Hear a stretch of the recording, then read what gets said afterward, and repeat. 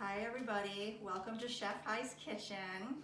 I thought today we could have a little fun making some homemade Play-Doh. I feel really bad because last week I had made a brand new batch of Play-Doh for the kids and we got to play with it for 2 days. Now one of the rules in our room when it comes to Play-Doh is before you can play with Play-Doh, you have to wash your hands. So remember that after you make your batch. But anyhow, in order to get started, we are going to need some flour and we are going to need some salt. We are also going to need 1 cup of water. We are going to need our measuring spoons so that we can measure out some oil. We are also going to need our measuring cups so that we can measure out the proper amount of flour and the proper amount of salt. We're going to need some alum. And we can't forget those fun food colorings. You can decide what color you're feeling and make your Play-Doh with whatever color you choose that you have in your house. And then of course, because why not? And not that Play-Doh isn't relaxing, but let's make it that much better. So we're gonna actually add some stress relief essential oils to our Play-Doh today. You can also add things like cinnamon or pumpkin spice, apple pie spice, anything to make it scenty. And of course, once we get it all done, you can't forget your rolling pin for rolling out your Play-Doh. Can't forget to provide some cookie cutters for the kids to cut with in case they want to do that. And of course, we're going to need our pan, and we're also going to need a spatula for stirring, and of course our trusty stove. So I'm going to get started. I'm going to grab my bag of flour, and you are going to measure out 1 cup of flour. You can always make a double batch depending on how many kiddos are going to be playing in your Play-Doh and cooking with you. But today I'm just going to make a single batch, which is 1 cup of flour.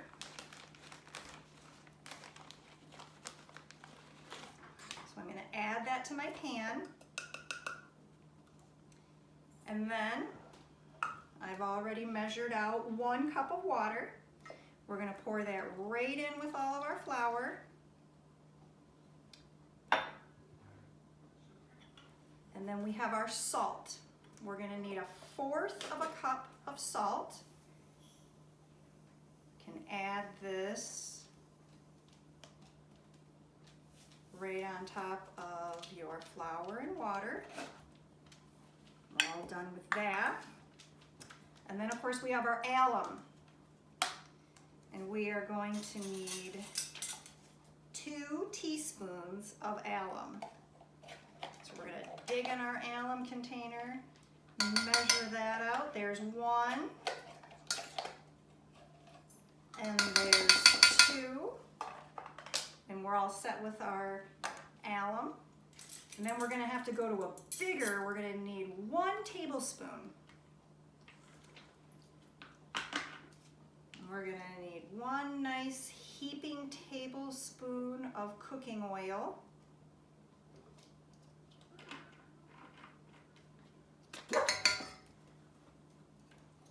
And like I said earlier, because we want to make some relaxing Play-Doh that's scenty, so this is my stress relief essential oil.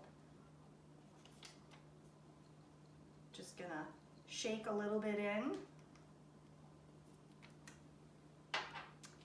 And then, today was the first day of spring, so I'm kind of feeling sunny yellow. I'm gonna grab my yellow food coloring. Up to you how colorful you want your Play-Doh to be. And now, with my spatula, we are gonna head over to the stove. This needs to be cooked on medium heat. So here we go.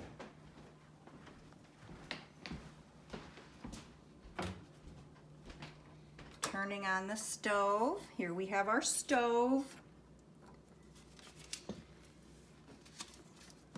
And you just want to keep stirring your Play-Doh because it's going to warm up.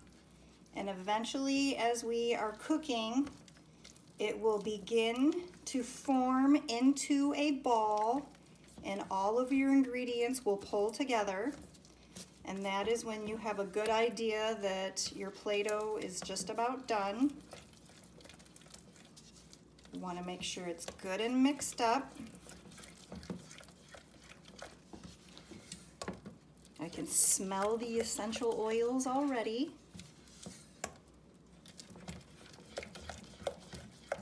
Kids can sit at the kitchen counter for hours playing with Play-Doh. When we put it out in the classroom, when the kids make their choices, usually Play-Doh are the first seats to go in the house because everybody loves to play with Play-Doh. Now, I did make a batch earlier. When it comes to the stove part, you're probably going to need help with parents, but I would definitely let the kids try to measure out some of the ingredients. It's a great opportunity for them to work on their math skills, but when it comes to the stove, that might be where mom and dad got to step in. Now, I did make a batch earlier, so we want to make sure that we have a nice storage container or a Ziploc bag. And here, I made a batch earlier of some nice sunny yellow Play-Doh. Gonna move some of my stuff out of the way. When you get it, when your Play-Doh is finished, it's gonna be warm. You can set it and let it cool. Or for me, I usually like to get right in there and start to work with it and knead it. You can even break it up into smaller sections so it cools faster. Once it feels like it's a good temperature that your kids can play with it, then they are ready to start rolling away. Now, one of the nice things with Play-Doh is that as we're rolling, there's a few different things that we can work on. One, we can be squeezing and pinching, but it's also a great opportunity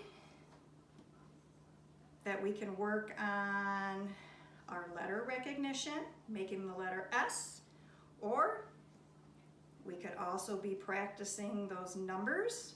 I just made a number 2, and we can even practice those shapes. I'm gonna make myself a triangle.